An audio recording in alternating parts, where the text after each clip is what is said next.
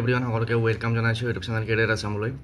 আজিৰ এই ভিডিঅ'টিত দুটা ভেকেঞ্চি নটিফিকেশ্যন শ্বেয়াৰ কৰিব বিচাৰিছোঁ। প্ৰথম নটিফিকেশ্যনটো আহিছে ডিমৰীয়া কলেজ ক্ষেত্ৰী কামৰূপ মেট্ৰৰ পৰা। ইয়াতে কম্পিউটাৰ অপাৰেটৰৰ এটা ভেকেঞ্চিৰ কাৰণে ৱাক ইন ইণ্টাৰভিউ হ'ব আৰু ৱাক ইন ইণ্টাৰভিউটো হ'ব অহা 4 আগষ্টত আৰু কম্পিউটাৰ অপাৰেটৰ পোষ্টৰ কাৰণে কোৱালিফিকেশ্যন লাগিব graduate degree with 6 month computer diploma. গতিকে যিসকলে ইণ্টাৰেষ্টেড তেওঁলোকে অহা 4 আগষ্টত 12টা বজাত প্ৰিন্সিপালৰ অফিচত ৱাক ইন ইণ্টাৰভিউত যাব পাৰিব আৰু য'ত আপোনালোকে নিজৰ CV আৰু অৰিজিনেল ডকুমেণ্টছ লৈ পেলাই যাব লাগিব। গতিকে যিসকলে ইণ্টাৰেষ্টেড তেওঁলোকে যাব পাৰিব। এতিয়া আমি নেক্সট বেলেগ এটা এডভাৰটাইজমেণ্ট চাম। তাৰ আগত সকলোকে এবাৰ ৰিকুৱেষ্ট কৰিম, যদি এই চেনেলটো নতুনকৈ আহিছে ছাবস্ক্ৰাইব কৰি ল'ব আৰু ভিডিঅ'টো শ্বেয়াৰ কৰি দিব ফ্ৰেণ্ডৰ মাজত।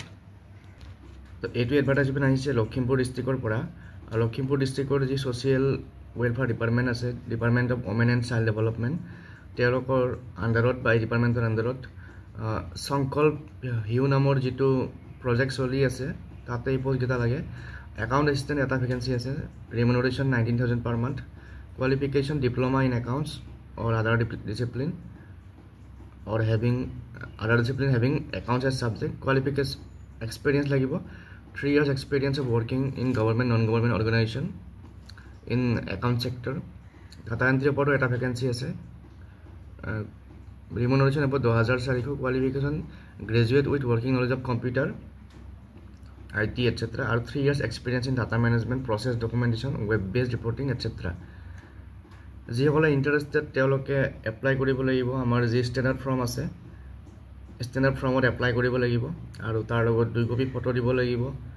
তাৰপিছত এজ প্ৰুফ চাৰ্টিফিকেট, তাৰপিছত বাকী যিখিনি ডকুমেণ্টছ আছে সেইখিনি এটা ছেট কপি দিব লাগিব। নেক্সট ইয়াতে টোটেল মাৰ্কৰ এক্সামিনেশ্যনটো কেনেকৈ হ'ব ইয়াত দিয়া আছে। টোটেল মাৰ্ক 150 নম্বৰ হ'ব। Out of 80 marks will be written, 80 মাৰ্কৰ ৰিটেন টেষ্ট হ'ব আৰু বাকী 30 marks কম্পিউটাৰ এফিচিয়েঞ্চি, 20 নম্বৰ থাকিব অৰেল টেষ্টৰ পৰা আৰু 20 মাৰ্ক কোৱালিফিকেশ্যনৰ পৰা থাকিব। তাৰপিছত particular of examination, particulars for all examination pass commencing starting high secondary নাইবৰ এক্সামিনেশ্যন, গোটেই ডিটেইলছবিলাক দিব লাগিব। আৰু ইয়াতে